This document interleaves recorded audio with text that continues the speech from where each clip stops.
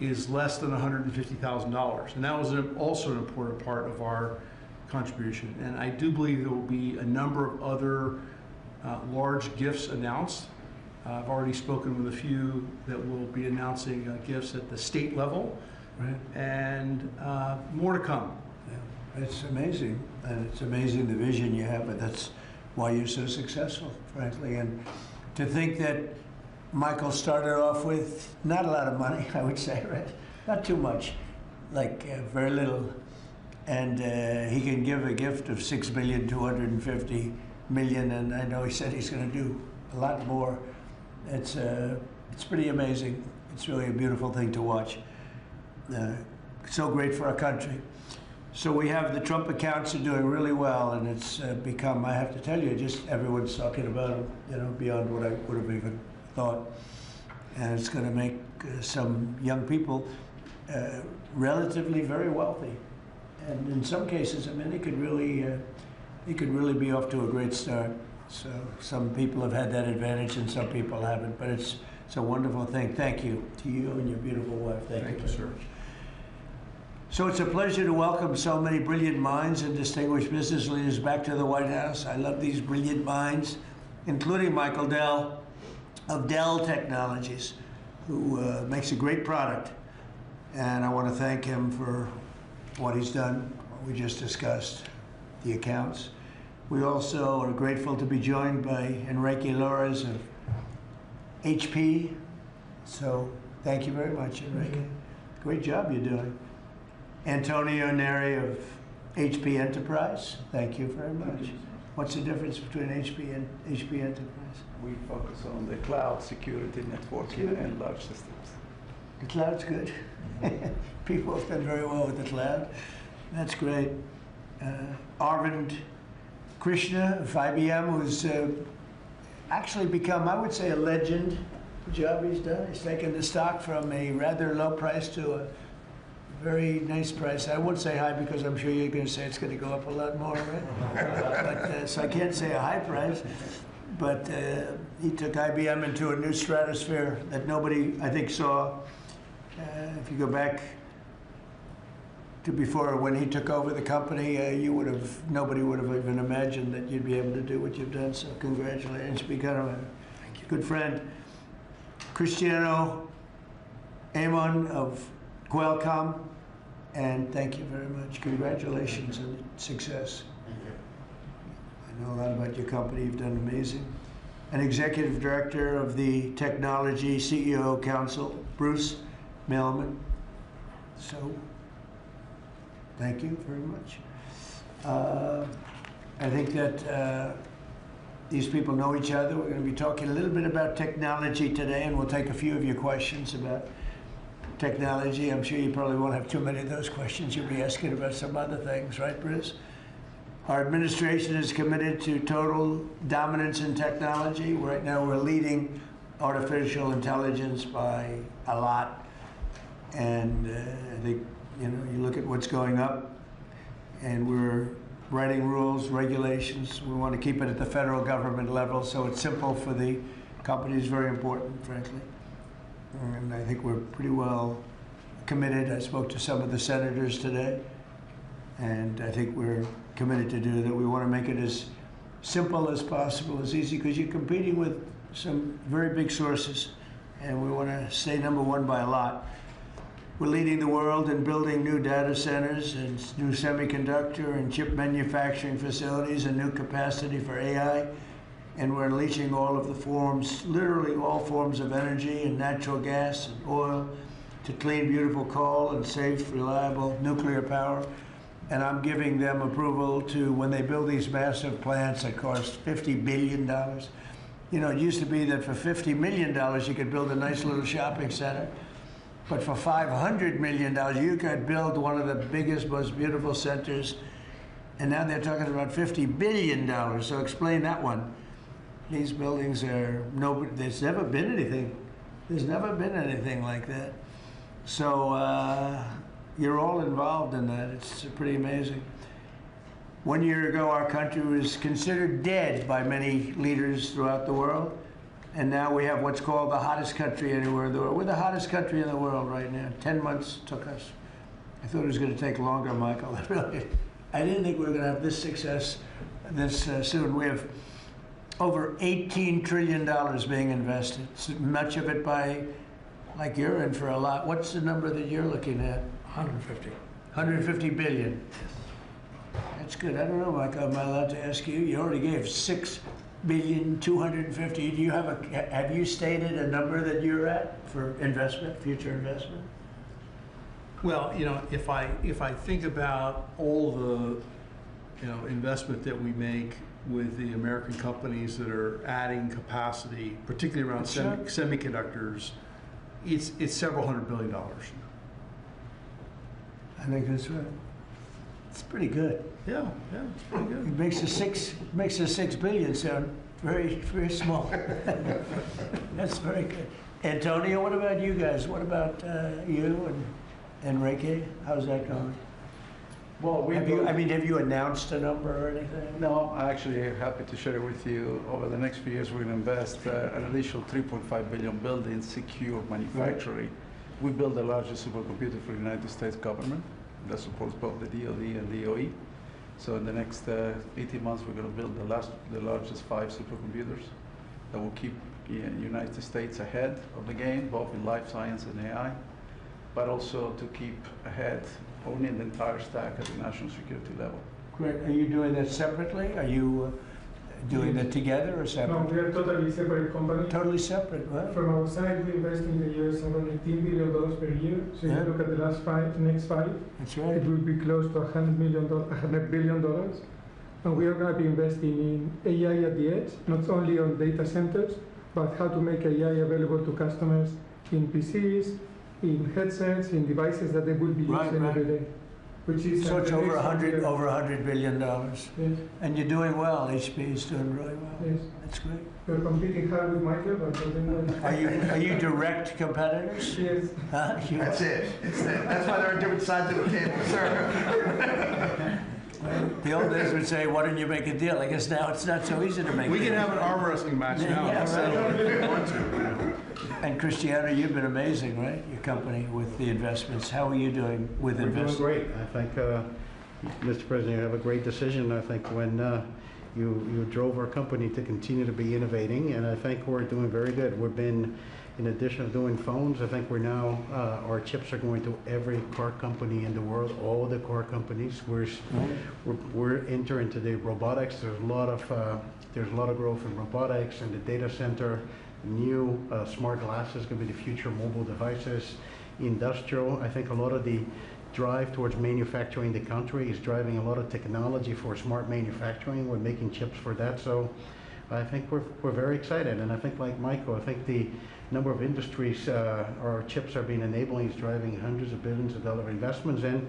And most important for us, semiconductor manufacturing is very important. So we are going to be customer of the fabs that are being built in the United States by TSMC and Samsung. So we're just going to keep going forward. Yeah, those investments are very important, and we are all customers of those fabs. Those two are my customers too. Yeah. So Memory stuff? Memory? we do the memory. We do a lot of the Who's the king of memory? It's Micron and SK Hynix. Micron's another one doing very well. That's great. Yeah, I heard you're doing fantastically. Congratulations. Thank you. Thank you, Mr. President. The stock market has set a 51, think of this, 51 all-time record highs during the last 10 months. 51. You guys are big beneficiaries. You're setting the records, right? It's amazing. 51 times we've hit a new high. And in the history of our country, if you think about it, 51 times during the last 10 months. And Bruce, let me ask you, pull these people all together. How's it looking for technology? A lot of global competition, but you'd rather be playing our hand than any other hand in the world. Yeah, I think so. We have a good hand right now, don't we? Joe Biden secured just really much less than $1 trillion of new investments in 4 years.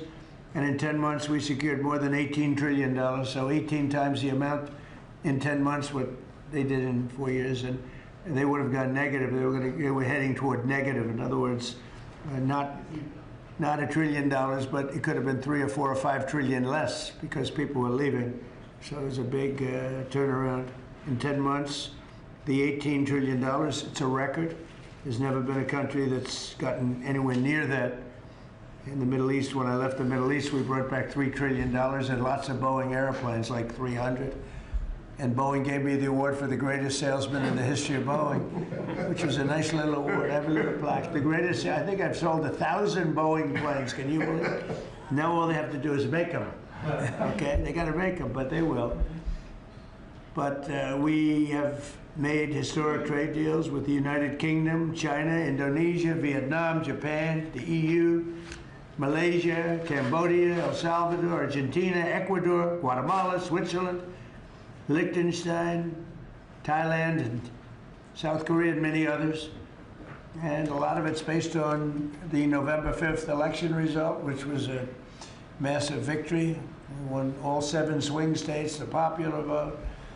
We won the Electoral College by a landslide. We won counties. The counties, they do I don't know, to me it's the most accurate of all in many ways. We're 2,700 counties against 525. That's pretty good, right, Cristiano? Pretty good. 2,700 against 525. That's why when you see the maps are all red, except for 2 little blue lines on the right and the left side of the map. They're probably changing too. Americans are great builders, and in the Trump administration, America is once again a country where innovators get a green light. You have the greatest innovators in the world at this table, and representing a lot of their friends who are competitors and friends. But we're really on a big move to get rid of red tape so they can run their businesses and not have to wait 10 years for an approval. In the old days, getting some of these approvals for plants that are already being built would have taken 10, 15, even 20 years prior to rejection. You'd get rejected. You'd work 20 years and then you'd lose 5 to 4. And we're getting plants approved in a matter of weeks. The biggest plants ever built in a matter of weeks. For every new regulation, we're slashing more than 10 old regulations. So we're not allowing regulations unless they slash 10 old regulations. We did that in the first term, and we cut more regulation than any administration ever. In our first term, we have the all-time record. I think we're exceeding it here. In fact, now it's 1 in 24 is the number we're at. It's 1 in 10 you have to do, otherwise we're not letting you do it. But we're actually up to 1 in 24, so we get rid of 24 regulations for every one. That's not a bad deal, right? And it's been very exciting, actually. But including, we're allowing 100 in the Great Big Beautiful Deal. We're allowing 100% expensing for capital expenditures, including investments in factories and equipment and structure. So including even structure. So that if Michael goes out and builds a factory, you can take it against tax immediately, the whole thing. You don't have to wait 38 years, or do it over a 38-year period. And I think that's what made the first tax cut, which we, by the way, got extended in this tax cut. So, and you add it up, it's the biggest tax cut in the history of our country. But I think that the expensing factor, and it's good for 10 years too, I think that's the, maybe was the reason that so much growth was, there were other reasons, but so much growth was gotten in the first term. So earlier this year, I said that the challenges of our time demand a new spirit of patriotism and national loyalty in Silicon Valley, smart people, and from the whole technology sector. And that patriotism is on huge display here in this room with some of the most brilliant people. And I'd now like to ask Secretary Howard Lutnick to say a few words, and OSTP Director Michael Kratsios also say a few words. And I look forward to hearing from Michael a little bit about this subject. Cristiano of Qualcomm, and Arvind, you'll say something, and I appreciate it. And anybody else wants to say a couple of words, feel free. Good job. So why don't we start with Howard, please? So the key to America's success is the amazing innovators that we have. I mean, we have invented everything from the light bulb, transistor, GPUs. We are on the edge of everything. And we need to keep being on the edge, and the people at this table and this industry is why America's great. We need to build here. You know, for too many years, we innovated and we let everyone else build our stuff. And we just can't do it anymore. So with President Trump coming and winning the election on November 5th, we changed that, and now we're going to build it here. You've done everything you can, and you've heard trillions and trillions of dollars of technology build coming home to America to protect and defend us and use our innovations here.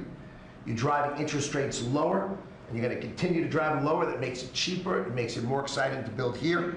You've blown out the regulatory deep state so that people can build here and do it fast. And the last thing is, because of our investment in energy that drive down the cost of energy for all Americans, including the people who are building here, drive down the cost of energy. It's great for America. Put all of that together, and you're going to see the greatest growth the United States of America has ever seen. You're going to see north of 4% next year, and then it's going to go up from there to 5s and 6s. This president's going to drive the greatest GDP growth, led by the tech sector coming home and driving growth. Well, thank you. You know, one of the things I'd like to say just before going over to Michael, and this Michael, and then we'll have this Michael, all right? But one of the things I'd like to say is, in the old days, when you announced really good results in this country, the stock market went up. And that's the way it should be. And we're going back to that. Because otherwise you can never really attain true greatness. In other words, GDP at 4. Oh, 4 is so high. Let's raise interest rates and kill it. And we're going to go back to the old days. When we announce great results, it doesn't mean we're going to raise interest rates and try and kill it. It means that instead of 4% GDP or 3%, which I said it's so wonderful, 3%, it should be able to be 20 or 25%. I don't know why it can't be. You shouldn't kill it.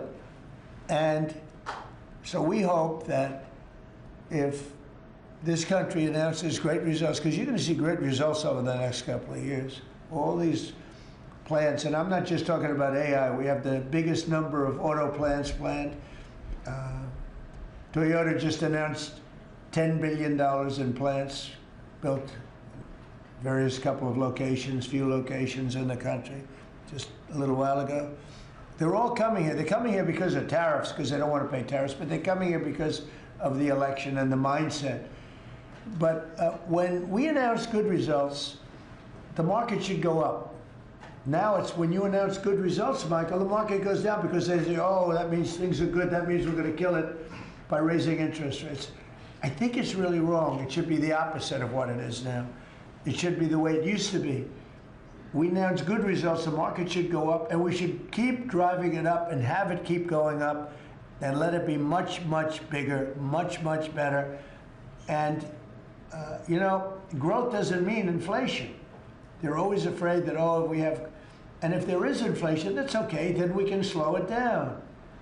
But we should be able to do a lot better than 3 and 4. We're scheduled to be at 4%, which is pretty amazing because we have a you know, deadhead Fed hair. I mean, this guy, the head of the Federal Reserve is a stiff.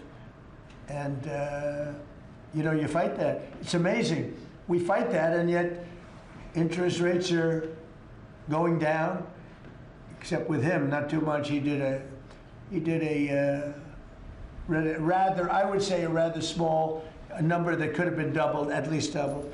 And that's the other thing. I think the rates for the United States are always the lowest in the world, because without us, there is no world. Without this economy, there's no world. You know, you could go to some of these wonderful countries that you think are so great. Well, one of the reasons they're great is because we allowed them to get rich off of us. We didn't charge them anything. You look at some of the deals, I don't want to say, use Switzerland as an example, but Switzerland paid almost nothing in terms of a tariff or a tax or whatever you want to call it, license. They paid nothing, and you know, they're paying now. They're paying a fair amount. I had them at 39%, but I decided to be nice. I was nice, and I think they like us a little bit better. But The money you're talking about is enormous. Our country is a very rich country. But if we do well, the market should go up and the value of our country should go up. And if we do poorly, the market then should go down. It shouldn't be the opposite. And if we go up, we should encourage it to go up more. And those numbers, when you say, 3% of GDP or 4% of GDP, they should be much higher. So, I've wanted to say it, I do say it, I believe it, and we have to get a mindset that when a country is doing well, you don't want to kill the growth. That's what they're doing. They kill the growth. I don't know if you guys even agree with that. They kill the growth because they're so afraid of inflation. But you can have tremendous growth without inflation. Everything goes up with the growth, but that's not inflation. So I think we can do much better than traditional numbers. And you see that. You see that with what we're doing. We're leading in everything. And now, and remember this, as far as prices are concerned, and they talk about affordability, I inherited the worst inflation in the history of our country. They say it was 48 years, but I say it was the history. What difference? It's 48 years, they were telling me. They said I was being inaccurate because I said the history. I think 48 years is a long time, but it's actually, I disagree. I think it's the history. So in the Biden administration, I inherited the worst inflation in the history of our country, or 48 years. And prices were very, very high. I brought the prices down. We had yesterday 3 states where oil was at $1.99 a gallon. How about that? And with these guys, it was $4, $4.50. In California, it was like $7 because that's a badly run state. But the price for oil and gas and everything else, the price of gasoline was $4.50, $5. And we just hit $1.09. We broke $2. I was looking forward to that. Couple of states, 3 states. And I will say that when that happens, oil and gas and energy is so big, it's so big a category, you don't even know what number 2 is. There is no number 2. And when you have the prices coming down for energy like that, you've killed inflation and you're lowering prices. So I inherited, very simply, the highest prices in history, and I'm bringing them down really fast, led by energy. And when energy comes down, everything else comes down. But I've only been here a short while, and we gave them a beautiful, beautiful thing, and they destroyed it. They would have destroyed our country had they been allowed to stay. If we didn't win this election, if we had Kamala, who's the same as Joe, low IQ people, but if we had Kamala, you would have a country that would be right now in ruins. I believe that 100%.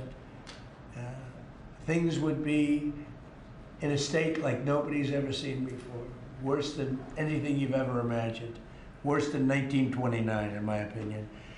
Instead, we have the hottest country in the world, and we're going to keep it that way. But just to finish, we inherited high prices. We're bringing them down very rapidly, and we're bringing them down to very, very good levels. They'll soon be down at very good levels. Michael, please go ahead. Absolutely. As everyone in this room probably knows very well, leadership in science and technology has been foundational to our economic and national security for decades. And because of the policies that you have championed and the private sector partnerships that you have made, America currently is leading the world in S&T, and it's benefiting all Americans every day. The one thing that I want to remind this group of, and many of you know, the president has been arguing for American leadership in AI well before ChatGPT was even invented. The president signed an executive order on artificial intelligence leadership in 2019, which set the stage for the revolution that we're seeing today. In the past year, we've built on that. We signed out the AI Action Plan in July of this year, which the president launched here in Washington, along with 3 EOs. And I know a lot of that effort is around creating a regulatory environment to allow for companies like yours to thrive and for the applications that you build to have the biggest impact on Americans every day. So thank you for everything that you do, and I know we're going to keep working together to make sure that America is the home for the next great technological discoveries. All right, thank you, Michael. And Michael? Thank you, sir. Well, look, we greatly appreciate the focus the administration has on lowering energy costs. And energy is the substrate of manufacturing at the industrial level and really an incredibly important input to the economy. We can't be competitive without a super low cost energy industry. And had a great meeting earlier today with Secretary Wright, and really appreciate all the work that he's been doing. This is, of course, incredibly important when it comes to AI, because it does consume a great deal of power. All the semiconductor manufacturing consumes a great deal of power. Another big area of focus for us is how we can take all this great AI technology, the AI stack of the innovative companies here in the United States, and sell that around the world. And I'd like to ask Arvind to speak a little bit more about this. Arvind? Thank you. So, Mr. President, first, we really would like to thank you for everything you're doing for economic growth, as you said. I completely agree with you. Economic growth then drives a lot of other benefits to everything else. We also want to thank you for all the work you're doing on deregulation and making things easier for business to participate in that growth. Michael spoke of the AI stack. It's incredibly important that under the action plans that you have laid out and Michael Kratzer just spoke of, we really help promote the AI stack, which is not semiconductors only. Those are incredibly important, but it's semiconductors, it's software, it's the systems which many of us here build, and it is the software applications on top. The ability to take those to all our friends in countries, so all the friendly countries, is going to be very, very important. And we wish to work with your government to make sure that we can do that, because otherwise we're afraid that competing countries are going to be able to get that stack. So we would say that. Anything that you're looking at that we can help you with so that you create a bigger and better IBM and hire a lot more people? Anything you need? A few countries, we'll speak to members of your administration to make sure that those can go and that barriers get lowered for being able to do it quickly. We agree guardrails are necessary, but lower barriers would be very, very helpful. You mean tariffs? No. Because are these countries tariffing you, making your life difficult? Are they doing anything else to make your life difficult? It's the ability to take certain systems which have semiconductors inside them into these countries. So right now, because we have controls on where all the semiconductors can go, then the entire system is restricted. That's what we want to do. The same as you How many countries do that? Probably a half dozen. So I can tell you the countries already. I know. Yes. I know every country very well, and we have ways of combating that quickly. So you'll let me know. And the last part I'd like to say is I'd also like to thank you for all that you're doing to help modernize government itself, because we think that that's incredibly important. You made a number of announcements, but a couple that I'd just like to point out, we worked with Commissioner Frank Bisignano to help make Social Security better. So I would like to thank you for your help on that. And we'll work with him on making IRS. He's done a fantastic job. Yes, Frank's great. He's done a great job, Frank. He's had a great career, actually left a tremendous career where his salary, I think, was 100 times greater than it is now. And he was at JP Morgan Chase, and he's doing he did a great job at Social Security, quickly. And we hope to help him replicate that now at the IRS also. Very good. Thank you very much. Good job. Cristiano, please. Yes, just a few points. I think, first of all, Mr. President, thank you for your vision, and thank you for understanding the importance of the American private sector in industry, I think, and the growth of the economy. I want to just build on some of the things that were said by my colleagues. I think we have built probably one of the most advanced technologies in the world, and part of it is because I think the commitment to innovation that we have in the country, but also the fact that it has been American technology for the world. So I think we have an incredible opportunity. When I think about what Michael said about exporting AI, I had a conversation with Secretary Howard. Now that the trade deal's been made, is an opportunity to really build on those trade deals and export, I think, American technology. And also, as we think about the technology, it's an important vector to drive the reindustrialization, I think, of the country with technology. So we're incredibly excited about that. I think it's a big opportunity. I think it's the next wave of growth that we can build on those trade agreements. And I think it resonates what also Arvind said about the importance of the American technology stack. And then we're just going to finish with 2 points. There are 2 exciting things happening in the world of technology coming right now. One is as AI become the new form of computing, AI is going not only to the data center, but to everything, to cars, to PCs. And we see now the ability to run models that you can only run AI in the data center. You can run that on a microcomputer, on a computer for Enrique, on a server, with small server on premise. So I think we're going to see the proliferation of AI. The other one is 6G. We had made commitment working with your administration, working with FCC. We're going to accelerate 6G. We're working to have a launch first in the world in the LA Olympics. And I think that's another opportunity for America to lead in the next wireless evolution. So thank you. Thank you for the opportunity. Thank you for the partnership. And we're going to be hard at work, I think, driving that agenda. So we're into 6G now. I just finished 5G. I was a leader on 5G getting that done. And now they're up to 6. Let's do it again. What does that do? Give you a little bit deeper view into somebody's skin? See how perfect it is? I like the cameras the old days. So they just had a nice feature. Now they cover every little. Let's see, Michael, you're in good shape. You're not gonna. But I tell you, it's the 6 is coming, huh? It's coming. Does it ever end? And what happens? You'll be into 7, right? Before 6 gets old, you'll be into 7. Anybody have anything else to say? Anybody? I think that the other thing is we want to thank you as well for the openness of your organization and your team. We always find people that wants to hear what we need and is willing to design programs that will support us. So thank you for. Well, we're here to serve you. We want you to just dominate the whole world in terms of what you do. It's a very important world, and you're doing that. And we're making it easy for you, and that means you're going to do it faster. It's more jobs, and a lot of good things happen. Right? Go ahead, please. Mr. President, you may not recall, but in your first term, you actually sponsored the Department of Energy to build the largest systems ever built. And thanks to your sponsorship, the Department of Energy owns the 3 top supercomputers in the world. Yep. And we build it with them. And these are systems that can do quintillion operations per second. And that means we can solve I a lot of. We made that possible. It's worked out very well. Good. Solve problems. So now we're going to build the next generation again. Good. Sounds good to me.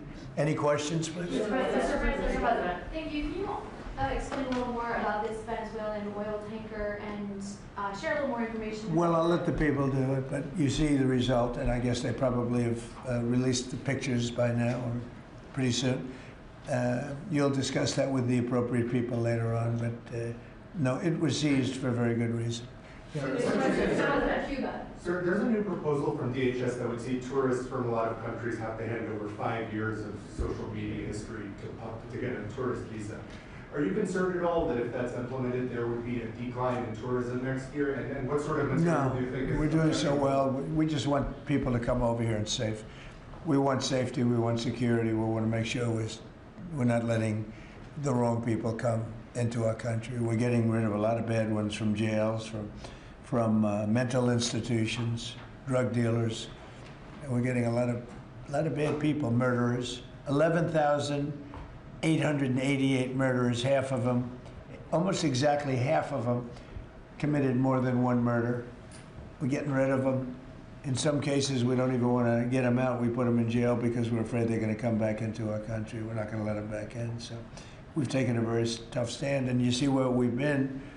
Like Washington, D.C. now, people walk down the streets, they go into restaurants at night. It's beautiful. It's like this beautiful thing to see because until I got here, this was a very, very bad place. We had a terrible thing happen 2 weeks ago with terrorism with regard to 2 National Guards people that are so phenomenal. One is no longer with us, and one, amazingly, we weren't looking with great hope on that, that Andrew.